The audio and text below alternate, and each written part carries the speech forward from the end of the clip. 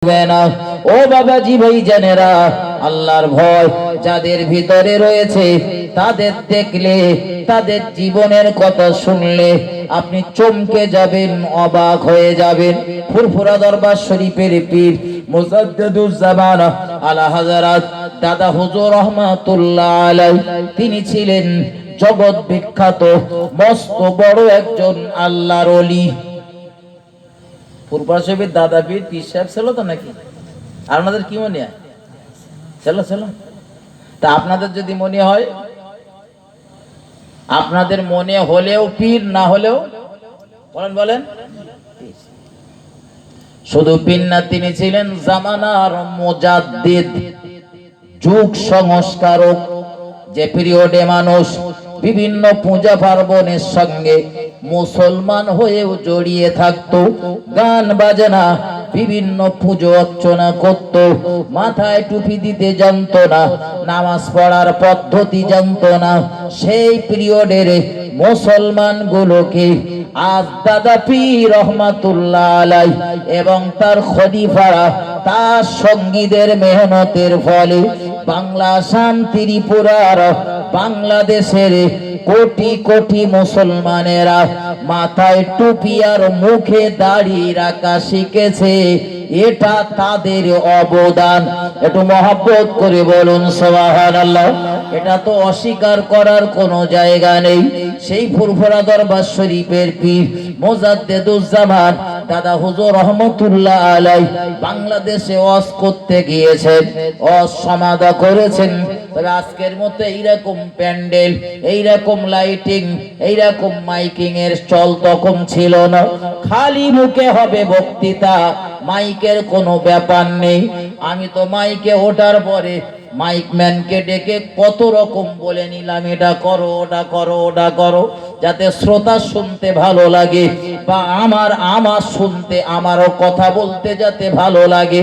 কিন্তু দাদা পীর রহমাতুল্লাহ আলাইহি এবং দাদা পীরের আঞ্জুমানের যে আলেম গুলো ছিল, সেই পিরিয়ডে তারা আলোচনা করতেন খালি গলায়, খালি মুখে, কোনো মাইকের ব্যবস্থা ছিল না।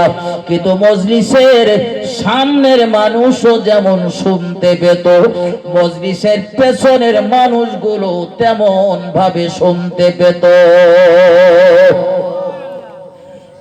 এটা শুধু দাদা হুজুর রহমাতুল্লাহ আলাইহি বা তার যারা অনুসারী ছিলেন তাদের ক্ষেত্রে নয়, শুধু এটা তাদের বরকত নয়, বরং ওই মজলিসগুলোর যারা শ্রোতা হতো তাদের ভিতরেও কি পরিমাণ ইসলামী মজলিসে বসলে, কোরআন হাদিসের জ্ঞান চর্চার মজলিসে বসলে যে আদব, যে পদ্ধতি বজায় রাখতে হয়, সেই পদ্ধতি তারা বজায় রাখত বলি সামনে শ্রোতার পেছনে শ্রোতা সবাই দাদা পীর এবং তার যে সমস্ত শাগরেদ ছিল তাদের আলোচনা তারা সমানভাবে শুনতে পেত।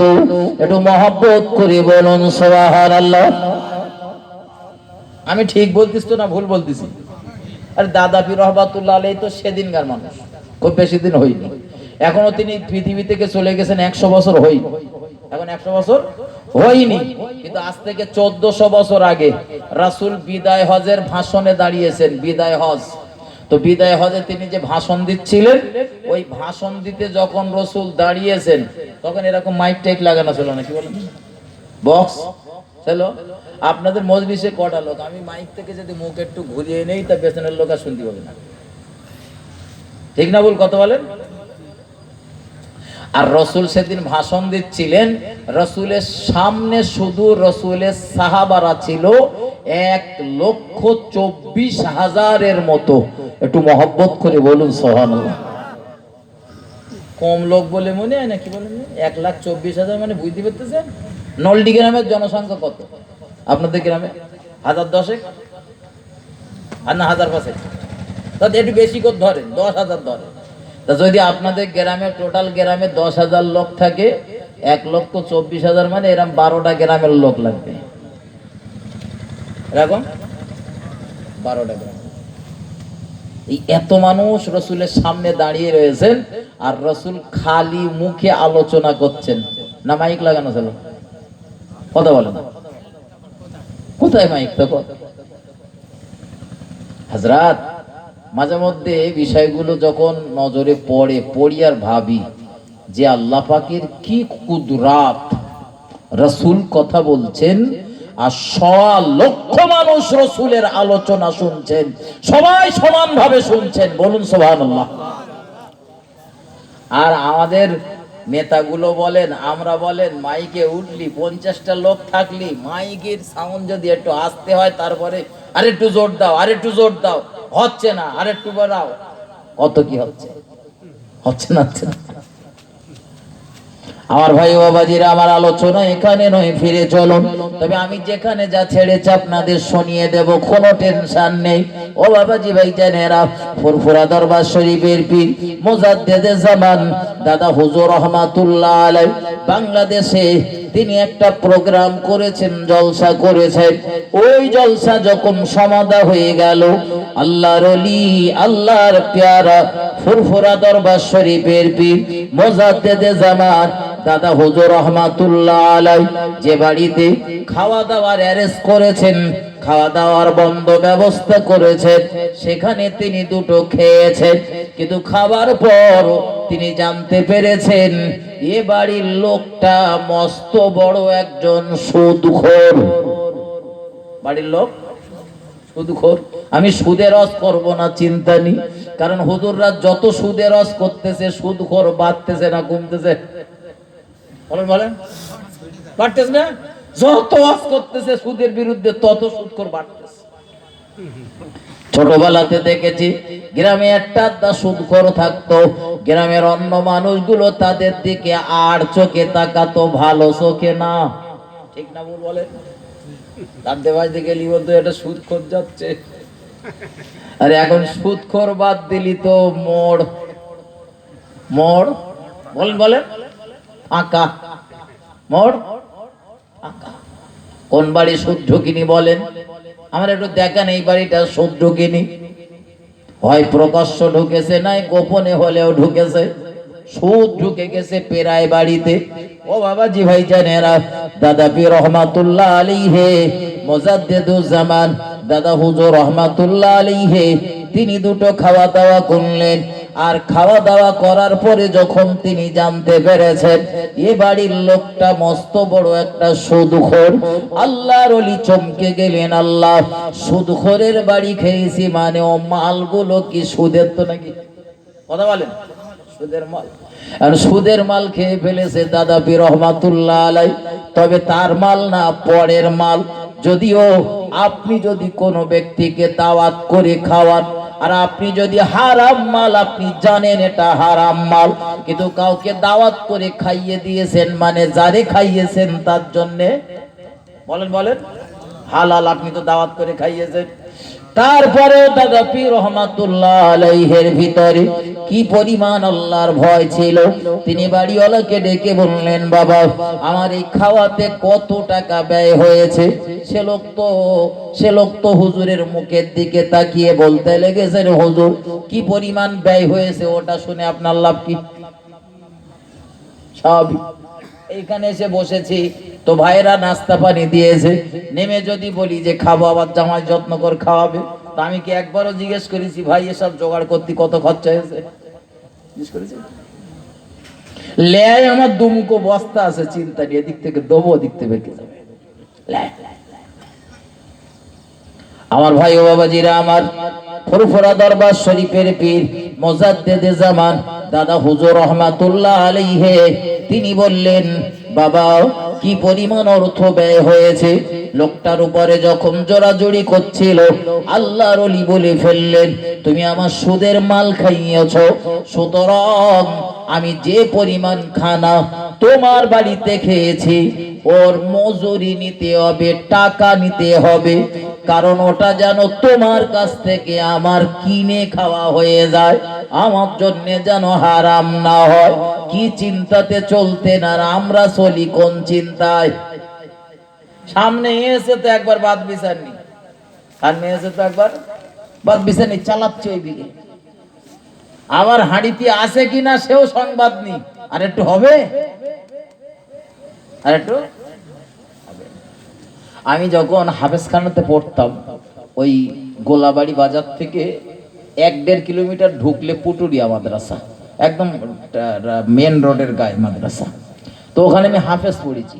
তো ওখানে যখন বাচ্চাদের খাওয়া দাওয়া দিত, আমাদের খাওয়া দাওয়া দিত, ওই মাঝে মধ্যে ওস্তাদরা বলতো, লবণ আর পানি ছাড়া কিছুই তোমরা চাবে না।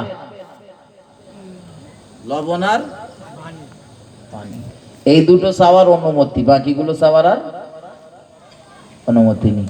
তোমার যা ভাত দেশে তাতে যদি তোমার পেট না ভরে চাতি পারবা না, বড্ড জোর পানি আর লবণটা চেতে পারবা। ওর হাঁড়িতে আছে কিনা তার ঠিক আছে দেখা লাগবে তো, না লাগবে না? আমি আমি আমি দেখবো না। ও 500 গোশ কিনে লিখেছেন, আমি একলাই যদি 500 সেঁটে দিই তো বাড়ির লোক খাবে কি?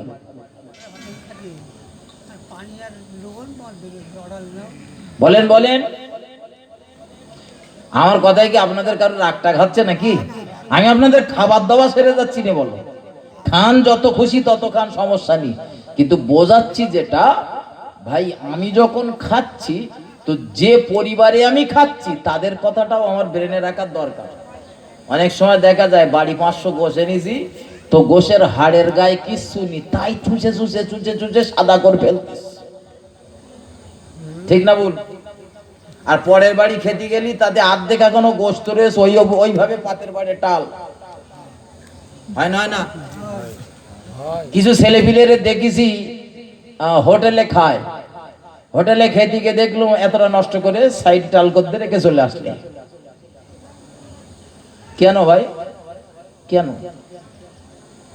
এই অপচয়গুলো কেন করেন? ইন্নাল মুবাযযিরিনা কানু ইখওয়ানাশ শায়াতিন। আল্লাহ কোরআনে বললেন যারা অপচয়কারী তারা হলো শয়তানের ভাই। কিসের ভাই বলেন দিন? আল্লাহ বলেছেন ইন্নাল মুবাযযিরিনা কানু ইখওয়ানাশ শায়াতিন, যারা অপচয়কারী ফজুল খরচাকারী এরা হলো শয়তানের ভাই। আপনি যে ভাতটা যে তরকারটা নষ্ট করেছেন, ওটা নষ্ট না করে যদি ভালো অবস্থায় তুলে রেখে দিতেন অন্য আরেকজন তো খেতে পারত। হোটেলে গিয়ে বসে খাচ্ছেন তো বিয়াদুবি নেবেন না। যারা নষ্ট করে হয়তো মনে করতেছেন যে কেডা আবার ভাববেনি, দুটো বাদ দেন না রেখে গেলে হয়তো মনে করবেন যে হাগুরের পাতে পড়িয়েছে তা সব চেটে চেটে খেয়েছে। এটা একটা ভাবসাব আছে নাকি? কে আমার হাগুলে বললো, কে আমার রাক্ষস বললো, আমার দেখার দরকার নেই। আমার দেখার দরকার আমার রাসূল কিভাবে আমার খাওয়া শিখিয়েছেন। আমার দেখার দরকার আমার রাসূল কি আদর্শ রেখে গিয়েছেন খাওয়া দাবার ক্ষেত্রে, ঠিক না ভুল কথা বলে? রাসূল তো খেয়েছেন প্লেট পরিষ্কার করে, নাকি প্লেটের এক সাইডে এতটা করে টাল করে রেখে দিত? রাসূল যখন খাওয়া দাওয়া করতেন দস্তরখান বিছিয়ে নিতেন তলায়। এমনও দেখা গেছে একটা লোকমা, সামান্য ছোট একটা লোকমা দস্তরখানায় পড়ে গেছে, তো রাসূল সেটা তুলেছেন, ধুয়ে সুন্দর করে খেয়ে নিয়েছেন। একটু বলবেন না সুবহানাল্লাহ? এই যে খাদ্য অপচয় করতেছেন, তো এই সংসারে বরকত হবে কি করে? বরকত হবে বলেন?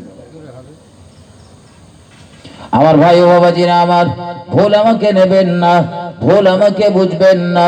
আমি আপনাদের যেটা বোঝাতে চাইছিলাম, আল্লাহর ওলি, আল্লাহর পেয়ারা ফুরফুরা দরবার শরীফের পীর মুজাদ্দিদে জামান দাদা হুজুর রহমাতুল্লাহ আলাইহি, তিনি ওই বাড়িওয়ালাকে বললেন, আমি যে পরিমাণ খানা তোমার বাড়িতে খেয়েছি, ওই খানা করতে যে পরিমাণ অর্থ খরচা হয়েছে সেটা আমায় জানিয়ে দাও।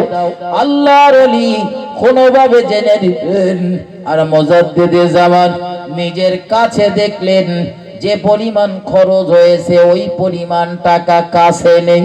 তাই হুজুর নিজের গায়ের জামাটা মর্টগেজ দিয়ে দিলেন বাড়িওয়ালার কাছে, তুমি আমার জামাটা, জুব্বাটা, পাঞ্জাবিটা রেখে দাও, আমি ফুরফুরা দরবারে পৌঁছে যাব, হুগলির ফুরফুরা জমিনে পৌঁছে যাব, আর ওখান থেকে টাকা পাঠিয়ে দেবো, মানি অর্ডার করব, আর তুমি টাকা পেয়ে যাওয়ার পর আমার জামাটা টাকাটা ফেরত দেবে। একটু মহব্বত করে বলুন সুবহানাল্লাহ, আরো জোরে বলুন সুবহানাল্লাহ। ভক্তি ভরে দরুদ আল্লাহুম্মা সাল্লি আলা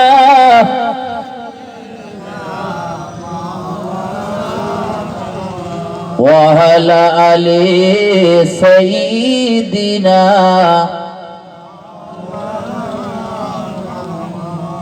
মা আমিনা। মুখ দেখিয়া বলে মুহাম্মদ,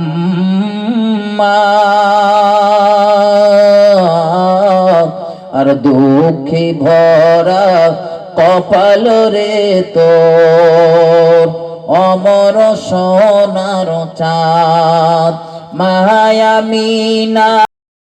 দুটি চোখে অশ্রু ঝরে পড়ে,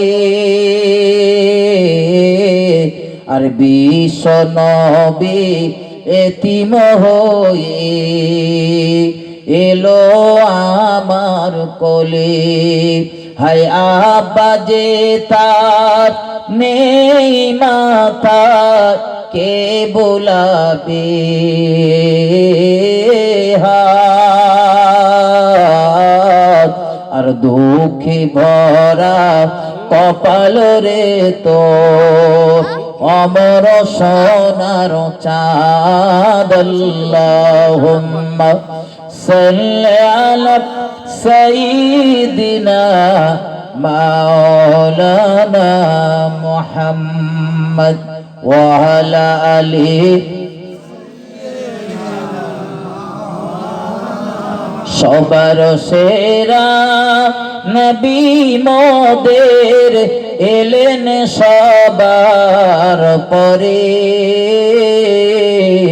আর শীতের সময় কাঁপ লাগে খালি গায়ে ঘরে। খুরমা পানি খেয়ে নবী কাটায় কত রাত,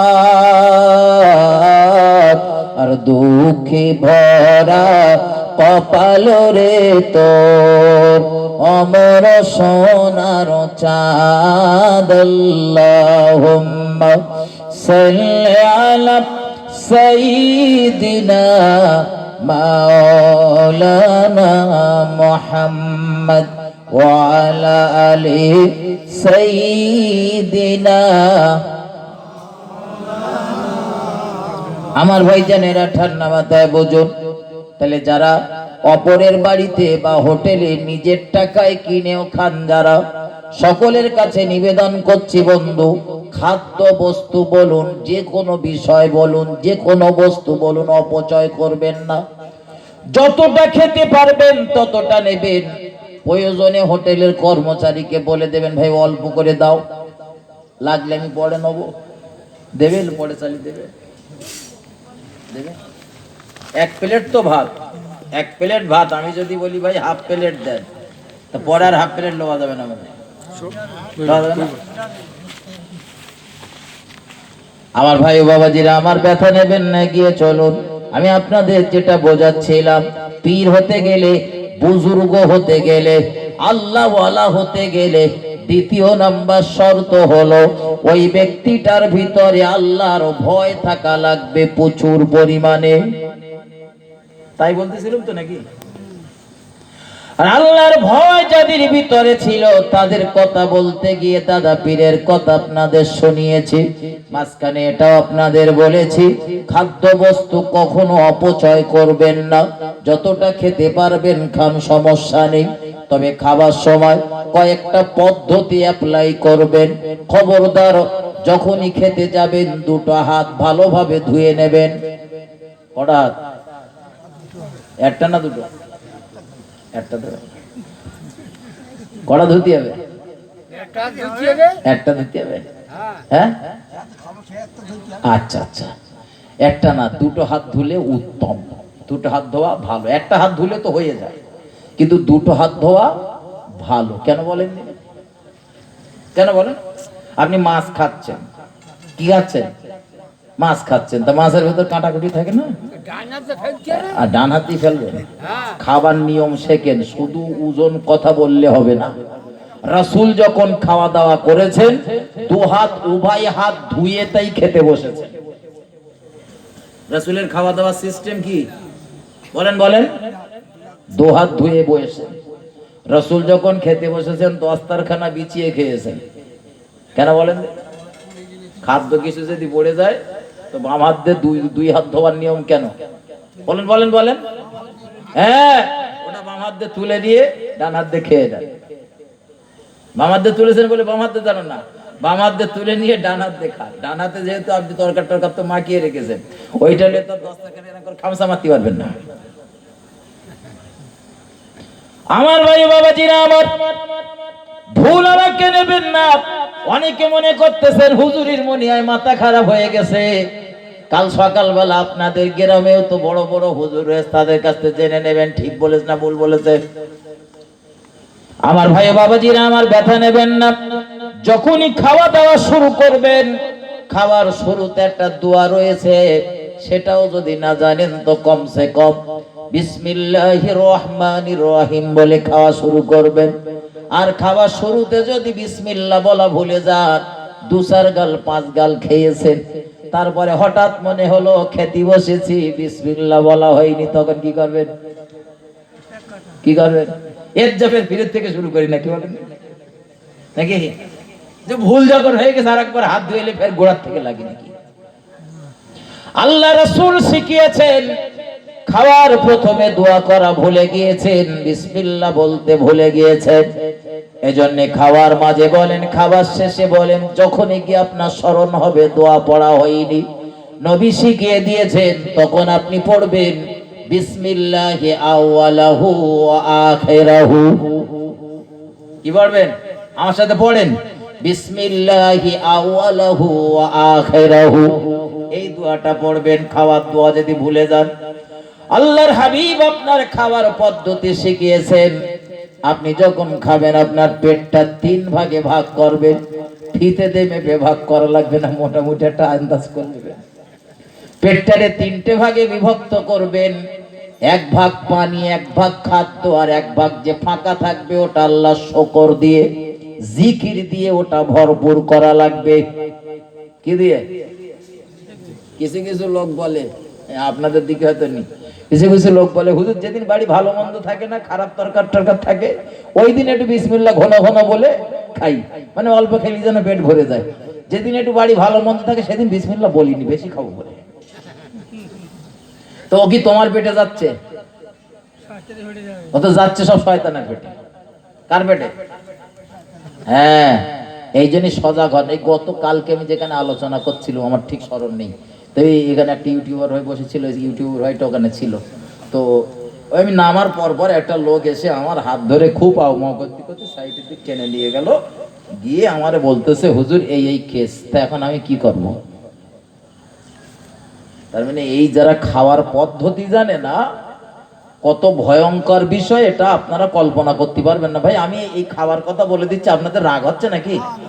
যে অনেকে হয়তো মনে করতেছেন হুজুর মনে হয় আমাদের কম খাওয়াবে বলে তাই লেগেছে নাকি? কম খেলি মরে না। হ্যাঁ হ্যাঁ হ্যাঁ, কম খেলি মানুষ মরে না, বলো বেশি খেলি মরার সম্ভাবনা বেশি থাকে।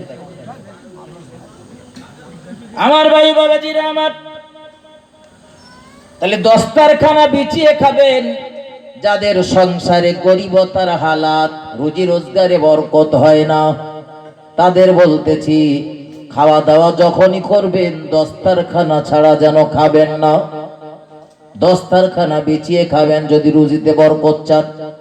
খাবার শুরুতে বিসমিল্লাহ বলে শুরু করুন, আর খাবার শেষে দোয়া রয়েছে একটা সুন্দর, সেটা যদি না জানেন তো কমসে কম আলহামদুলিল্লাহ আল্লাহ শুকরিয়া আদায় করুন। আমার ভাই ও বাবাজিরা আমার, খাওয়া দাওয়া যখনই করবেন আঙুলগুলো চেটে পুচে পরিষ্কার করে খাবেন, প্লেটটাও চেটে পুচে পরিষ্কার করে খাবেন। রাসূল করিম সাল্লাল্লাহু আলাইহি ওয়াসাল্লাম যে প্লেটটাতে খাওয়া দাওয়া করতেন অন্যরা গিয়ে কখনো দেখে বুঝতে পারতো না এই প্লেটটাই কেউ খেয়েছে কিনা। কত পরিষ্কার করে খেতেন বোঝেন। কে আমারে হ্যাংলা বলল, আমার বয়ে গেল রাসূলের আদর্শে আদর্শিত হওয়ার জন্য।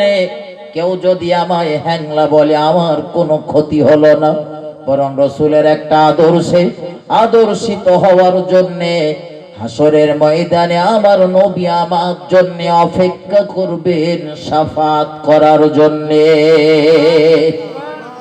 আমার ভাই ও বাবাজিরা আমার, এগিয়ে চলুন। আমি আপনাদের যেটা বোঝাতে গিয়ে পর্যায়ে চলে এসেছি, বিষয়টা ছাড়ুন আর একটু সামনে চলুন। তাহলে পীর হতে গেলে প্রথম শর্ত আলেম হতে হবে।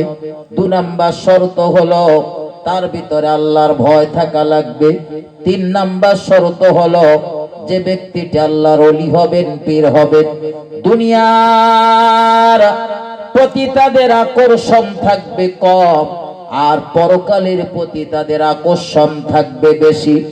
একদম যে দুনিয়ার চিন্তা ভাবনা তাদের ভিতরে থাকবে না, এ কথা বলা আমার ভুল হবে। কারণ প্রত্যেকেরই পেটের ক্ষুধার জ্বালা রয়েছে। পেট যখন আল্লাহ দেশে এটারে ভরানো লাগবে, লাগবে না লাগবে না, কিছু তো একটা করা লাগবে, খেতে হবে। এজন্য দুনিয়ার কাজ কম হোক বেশি হোক তারা করবে, তবে কম করবে। আর পরকালের চিন্তা ভাবনা থাকবে তাদের ভিতরে বেশি। ও বন্ধু, আপনি দুনিয়ার কাজ করছেন, আমল করার সুযোগ পাচ্ছেন না, কিন্তু ইসলামী শরিয়ত যেভাবে দুনিয়ার কাজগুলো করতে বলেছেন, সেই পদ্ধতিতে যদি আপনি কাজগুলো করতে পারেন, আপনার ওই কাজগুলো সব আমলে পরিণত হয়ে যাবে। বিসমিল্লাহ বলে খাওয়া শুরু করেছেন, দস্তরখান বিছিয়ে খেয়েছেন।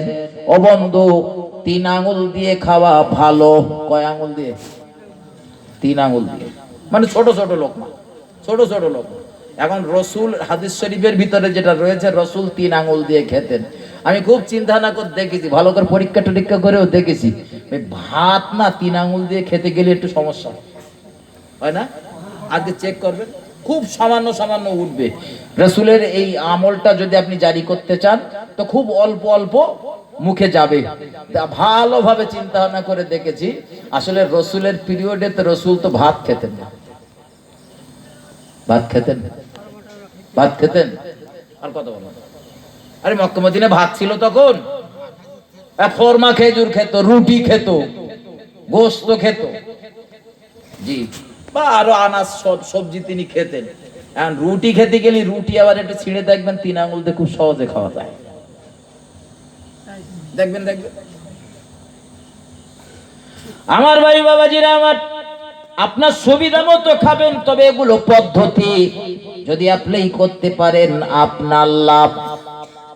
আমার ভাই ও বাবাজিরা আমার, মুহাম্মাদুর রাসূলুল্লাহ সাল্লাল্লাহু আলাইহি ওয়াসাল্লাম তার উম্মত আমরা। যদি পীর হবার আশা থাকে, আল্লাহওয়ালা বুজুর্গ হবার আশা আমাদের ভিতরে থাকে, তাহলে আমাদের ভিতরে 3 নাম্বার শর্তটা থাকা লাগবে। দুনিয়ার আকর্ষণ থাকবে কম, আর পরকালের আকর্ষণ থাকবে বেশি। আমি তাই আপনাদের বোঝাচ্ছিলাম, দুনিয়ার কাজ কাম করতেছেন করুন, কোনো সমস্যা নেই, কিন্তু সেটা যদি ইসলামিক পদ্ধতিতে করতে পারেন তো ওগুলো সব আমলে পরিণত হয়ে যাবে। খাওয়ার শুরুতে বিসমিল্লাহ, দস্তরখানা বিছিয়ে খেলেন, রসুল যেভাবে খেতে বলেছেন সেইভাবে খেলেন। খাওয়ার শেষে আলহামদুলিল্লাহ বললেন। বন্ধু, এই যে খাওয়া দাওয়াটা করলেন, দোয়া পড়ে শুরু হলো, দোয়া পড়ে শেষ হলো, রসুল যে পদ্ধতিতে খেতে বলেছে সেই পদ্ধতিতে খেলেন, এটাও তো ইবাদত। ইবাদত না? ইবাদত না? নবী বলেছেন, নবীর আদর্শ তো ইবাদত না? আমার ভাই বাবাজিরা আমার, সহজ আপনাকে বলছি মাথায় ঢোকার। ইসলাম আপনাকে শিখিয়েছে আপনি ইস্তেঞ্জাতে যাবেন, পেশাব পায়খানা ঘরে যাবেন, যাওয়ার আগে আপনাকে যাওয়ার সময় বাম পা দিয়ে যেতে হবে। বাম পা, যেহেতুটা নোংরা জায়গা ওখানে বাম পা দিয়ে যাবেন। মসজিদে যখন ঢুকবেন তখন ডান পা দিয়ে ঢুকবেন। মসজিদের ক্ষেত্রে ডান পা, আর পেশাব পায়খানার ক্ষেত্রে বাম পা। ওয়াজ বোঝেন? পেশাব পায়খানা ঘরে যখন যাবেন বাম পা দিয়ে আগে বাম পাটা দেবেন, পরে ডান পা। কিন্তু বেরিয়ে আসার সময় পেশাব পায়খানা সমাধা করে বেরিয়ে আসার সময় আগে দুনিয়ার দিকে পড়বে ডান পা, ঢোকার সময় বাম পা, বার হবার সময় ডান পা। আবার বলে দিচ্ছি, মাথায় ঢোকার পেশাব পায়খানা ঘরে ঢোকার সময় বাম পা, বার হবার সময় ডান পা। এটা রসুলের শেখানো পদ্ধতি। এটা যদি অ্যাপ্লাই করে পেশাব পায়খানা ঘরেও যেতে পারেন, তাও তো ইবাদত। আমার বন্ধু, ইবাদত করার জন্য আলাদা সময়ের প্রয়োজন হবে না। আমাদের ওই কাজ কামের ভিতরেই আস্তে আস্তে সব ইবাদত হয়ে যাবে। আপনি মাঠে কাজ করছেন, কষ্টের কাজ করছেন, মাটি কাটতেছেন, কি হয়তো ধান কাটতেছেন, খুব পরিশ্রমের কাজ করতেছেন, কাজ চলছে আর মনে মনে রাসূলের শানে দরুদ পড়তেছেন। কাজ চলছে মনে মনে আল্লাহর কলিমার জিকির করতেছেন। কলিমা জিকির এমন একটা জিকির, আপনারা চেষ্টা করে দেখেন, ঠোঁট দুটো বন্ধ করে রেখে দেন, তারপরেও দেখবেন শুদ্ধভাবে জিকির করা যায়। যায় না? ঠোঁট বন্ধ করে দেন, যে মনে মনে চেষ্টা করে দেখেন দিন লা ইলাহা ইল্লাল্লাহ হয় কিনা। এজন্য মানুষের মৃত্যু জাকামদানি শুরু হয়ে যাবে যখন, তার হয়তো ঠোঁট নড়বে না, জবান নড়বে না, কিন্তু কি কলেমা আল্লাহ আমাদের দিয়েছেন, কি ইমানের কলেমা। ওই মৃত্যু যন্ত্রণা শুরু হয়ে যাবার পরেও জবান যদি না নড়ে, ঠোঁট যদি না নড়ে, জিহ্বাটা যদি নাও নড়ে, তাও সে ব্যক্তিটা কলেমা পড়তে পারবে। এজন্য দুনিয়ার যে কাজগুলো করেন, ওই কাজের ফাঁকে ফাঁকে জিকির করুন লা ইলাহা ইল্লাল্লাহ। লা ইলাহা, নিঃশ্বাসটা যখন ছাড়বেন তখন পড়ুন লা ইলাহা, আর নিঃশ্বাস যখন গ্রহণ করবেন তখন পড়ুন ইল্লাল্লাহ। এটা চিশতিয়া তরিকার পদ্ধতি। বন্ধু, এইভাবে যদি কলেমা জিকির করেন লা ইলাহা ইল্লাল্লাহ, নেই কোনো মাবুদ, নিঃশ্বাসটা ছেড়ে দিলেন, মুখেও বললেন কোনো মাবুদ নেই, নিঃশ্বাসও ছেড়ে প্রমাণ করে দিলেন কোনো মাবুদ নেই। ইল্লাল্লাহ, কেবলমাত্র ব্যতিক্রম আছে এক আল্লাহ, আপনি সেটা গ্রহণ করলেন। ও বাবাজি ভাই জানেন আমার, এইভাবে যদি আপনি মনে মনে বা ঠোঁট নেড়ে নেড়ে জিকির করতে পারেন, আপনার কলবে ধাক্কা লেগে লেগে জীবনে যে অন্যায়, জীবনে যে ভুল, যে ত্রুটিগুলো আপনি করেছেন, আর আপনার কলটাও অপবিত্র, নোংরা, কালো হয়ে রয়েছে, এই কালেমা জিকিরের মাধ্যমে আপনার কলবটা পরিষ্কার হয়ে যাবে। তখন দেখবেন আজ মজলিসে আমার পাশের লোক বসে হাত তুলে হাওমাও করে কাঁদতেছে, আমার চোখে পানি আসে না। আমি যে পদ্ধতিতে কলেমা জিকির করতে বলেছি, ওই পদ্ধতিতে জিকির চালান। ঘুরতেছেন জিকির করুন, মাঠে রয়েছেন জিকির করুন, দেহ যদি পাক থাকে তো চালান, ওই অবস্থাতে জিকির করুন। আপনার জীবনের গোনা যখন কমে যাবে,